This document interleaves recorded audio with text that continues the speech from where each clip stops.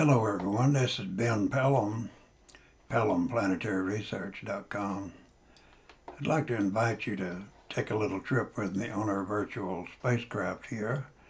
I'd like to go up toward the top of the world, a wonderful discovery that Herbert Klein of the Netherlands made several years ago. It's a massive site and could go down for miles and outward for many miles. And I've actually found instances of the same type structures as far as 100 miles away out there, so there's no really telling how really big this is, nor how long it's been there. So we're going to get underway here. I believe we should be getting underway here momentarily. There we go. We'll be coming in for a landing here in just a segundo here. Okay, we're in the slush and the ice and the freezing waters. Now these ETs, whoever they are, if they can come to a place like this and actually set up shop and thrive, that shows you just how far we've got to go to catch up to them. So they're probably thousands of years ahead of us.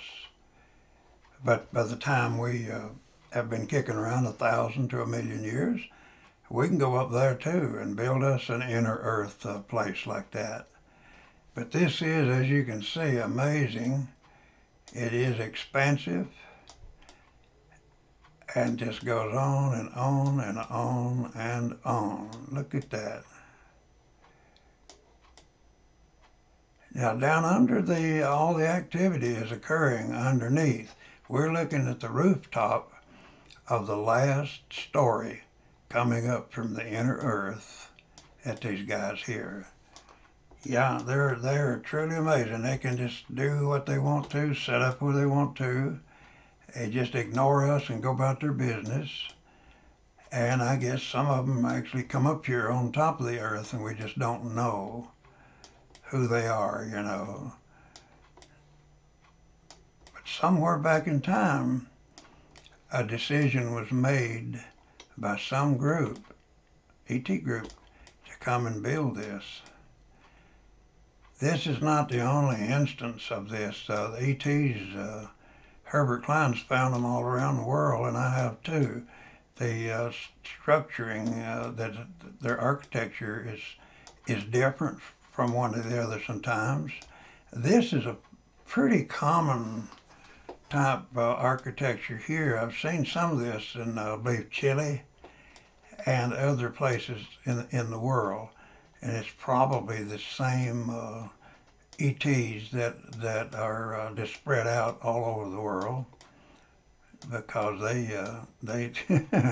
they go underneath from the inner Earth and build up, and when they get up to the top, they're sealed off. They don't have to get cold from the water. They don't have to do anything. They're just there. And I think when disclosure comes, we'll learn more and more and more and more about these guys. And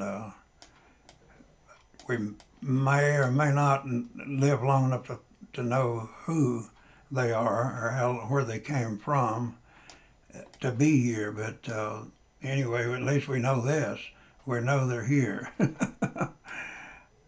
And we know they can set up shop in the icy cold waters above the Arctic Circle. Yeah, it's truly, truly amazing. Now I'm going to look at just a little bit more here, and then I'm going to kind of pan back, and you can get some idea, appreciation for as on the approach to where they are. You see the frozen icy waters up there? Herbert was prowling around up there and actually discovered this many, many years ago. So I'm slowly coming back out and right on out and right on out. This island that we're looking at here, on the opposite side to the image of the base that I'm showing you, there is a human station over there. It's kind of like a park ranger station, whatnot, which is pretty common. You'll see where you find ETs. A lot of them are in proximity to earthly people, and most of which I would assume are working with them, or at least partially working with them. But you can see all the other places that I've been able to document down through here, and I feel sure Herbert has also been through there, and he just peeled off what he wanted.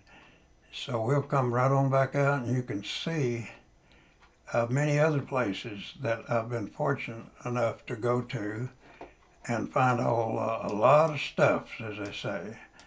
So anyway, I hope you enjoyed this. This is Ben Pelham, Pelham Planetary Research. So after you see this video, jump over to my website. It's pelhamplanaryresearch.com, and look at the many images on the website of earthly ET bases, of the industrial sites on Earth's moon. Many pictures on there of that. And also under the polar caps of Uranus, you'll find something very interesting there. Also, you can boogie on over to my YouTube channel. It's just Ben Pelham. I've probably got 30 or more brief videos similar to this of different places where I take the people to visit and to land on top of the ET base.